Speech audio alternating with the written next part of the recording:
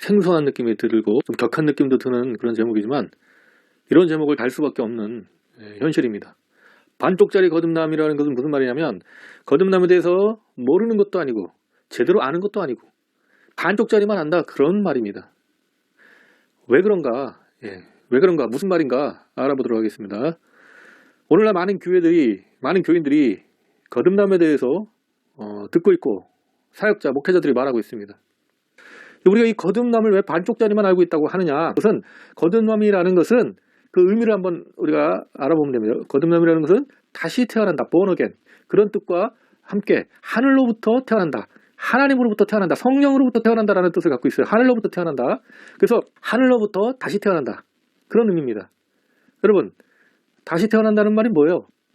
그것은 바로 첫 번째 태어남이 죽어야 다시 태어날 수 있다는 것이죠. 그래서 우리가 왜 반쪽짜리만 알고 있다고 그랬냐면 우리가 거듭남을 하늘로부터 태어나야 된다 이렇게 아는 사람들이 있어요. 그러니까 예수 믿는다는 걸 말해요. 예수님을 믿는다는 것은 하나님을 믿고 예수님을 믿고 성령님을 믿고 주님을 믿는다는 거잖아요.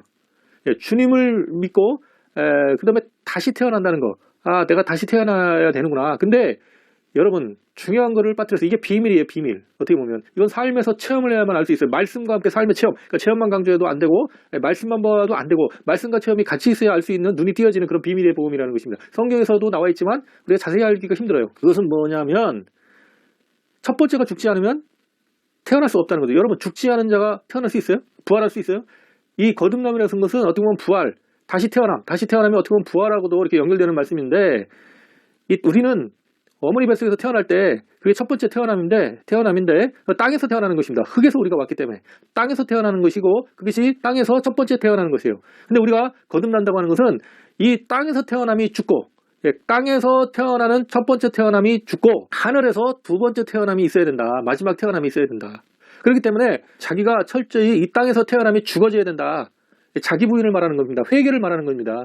자기가 부인돼야 된다. 자기가 얼마나 율법 앞에 철저히 죄인인가, 하나님 앞에 얼마나 큰 죄인인가 그것을 완전히 시인하는 단계. 그래서 자기가 무너지는 단계, 얼마나 큰 죄인인가 내가 그것을 인정하는 단계. 그걸 회개라고 말해요.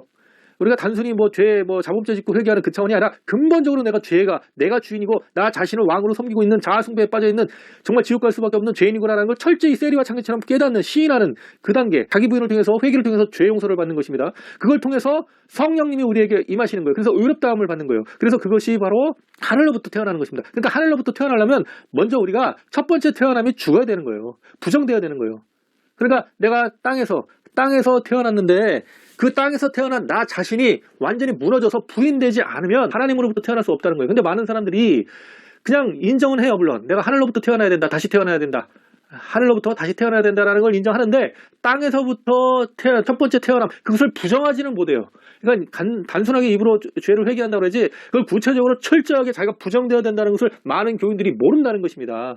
여러분, 거듭남이라는 것은 항상 두 가지를 같이 알고 있어야 돼요. 철저히 내가 부정되어야 되는구나. 철저히 내가 죄인으로 완전히 나를 부인해야 되는구나. 그래야 주님을 주인으로 내가 영접할 수 있는 거구나. 그러니까 거듭남은 철저히 자기 부인을 근간으로 하지 않으면 거듭날 수가 없어요. 그러니까 하나님을 알고 예수님을 알고 성령님을 알고 내가 다시 태어난다는 걸 알아도 자기가 철저히 부인된다는 것을 모르면 그거는 정확히 하나님을 모르는 거예요. 근데 많은 교인들이 자기 죽음, 자기 부인에 대해서 잘 모른다고요. 그냥 흉악범들 같은 경우는 철저히 그걸 좀 알죠.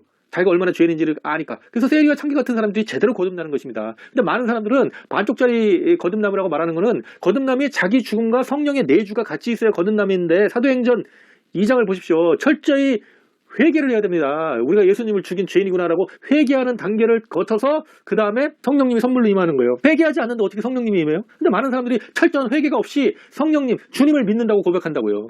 형식적으로 자기의 죽음 회개를 하고. 자, 하나의 비랄이 죽지 않으면 싹을 맺을 수가 없잖아요. 밭이 밭갈이를 하지 않고 씨를 뿌릴 수 없잖아요. 그리고 어떤 그릇에 더러운 물이 있다면 그 더러운 물을 덜어내지 않으면 생수가 들어올 수 없잖아요. 먼저는 우리가 죽어야, 나의 주인 되면 죽어야 주님이 주인 되시는 거지 두 주인을 섬길 수 없잖아요. 내가 나를 갖다가 섬기는 자아숭배에 빠져있는 상태에서 주님을 주인으로 섬길 수는 없는 것입니다. 둘 중에 하나예요. 그건 가짜로 주님을 믿는 거죠. 자기를 여전히 믿으면서도 주님을 주여 하는 것밖에 안 되는 것입니다. 그래서 결론은 뭐냐면 여러분, 반쪽짜리 거듭남 50%만 하는 거듭남에서 여러분 벗어나십시오. 철저히 먼저는 자기가 부인되는 것을 알아야, 그것을 인정해야, 자기가 얼마나 죄인인 거 하는 것을 인정해야만 거듭남에 대해서 우리가 제대로 아는 것이고, 그래야 성령님이 우리 안에 내주하신다는 거예요. 자기가 부인돼야만 성령님이 내주한다는 거. 그래야 그것이 온전한 거듭남이라는 것입니다. 감사합니다.